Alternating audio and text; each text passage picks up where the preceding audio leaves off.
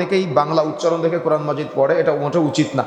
যদি কেউ আরবি দেখে পড়ে তাহলে যদি ভুল হয় তাহলে ডবল নেকি পাবে। আমাদের সমাজের অনেকেই বলে যে কোরআন তিলাওয়াতের ক্ষেত্রে যদি ভুল পড়ে তাহলে গুনাহ হবে। যদিও অরাত্তিলিল কোরআন আর তারতিলা, কোরআন মাজিদ তারতিল সহকারে তিলাওয়াত করতে হবে, এটা চূড়ান্ত। তবে যদি তিলাওয়াত করতে গিয়ে কেউ চেষ্টা করতেছে কিন্তু ভুল হচ্ছে, তাই বলে আপনাদেরকে গুনাহগার বলতে পারবেন না। এটা সৌদি আরবের সবচেয়ে বড় ফতোয়া বোর্ড ফতোয়া লাজনা দায়েমার ফতোয়া।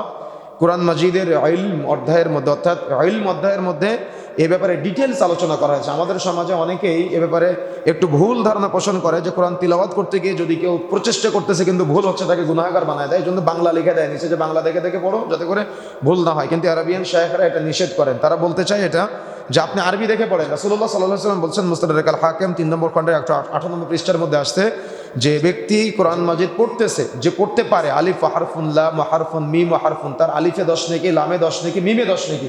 কিন্তু যে পড়তে পারে না, প্রচেষ্টা করতেছে, তার ভুল হচ্ছে, সে ডবল নেকি পাবে। আমি যদি 10 নেকি পাই কিন্তু সে ডবল নেকি পাবে, 20 করে নেকি পাবে। সুবহানাল্লাহ। কেন? সে প্রচেষ্টা করতেছে। এই জন্য জমহুর উলামায়ে কেরামের মত অনুযায়ী এই কোরআন মাজিদ যাতে করে মানুষ আরবিতেই চর্চা করে, প্রচেষ্টা চালায়, এজন্য বাংলা উচ্চারণ বা স্ব দেশের নিজ নিজ দেশের ভাষায় কোরআন মাজিদ না পড়ে, অর্থ পড়তে পারে, অর্থ পড়বে, কিন্তু উচ্চারণটা যেন নিজ নিজ ভাষায় না পড়ে, উচ্চারণটা যেন আরবিতেই পড়ে। যদিও তার ভুল হয় তবুও তাকে আপনি কাবিরা গুনাহগার বলতে পারবেন না। কিন্তু একজন ব্যক্তি চেষ্টা করে না, সে দেখা যাচ্ছে বারবার ভুল পড়তে আসে, সে শুদ্ধ করার প্রচেষ্টাও চালায় না, তার হিসাব ভিন্ন।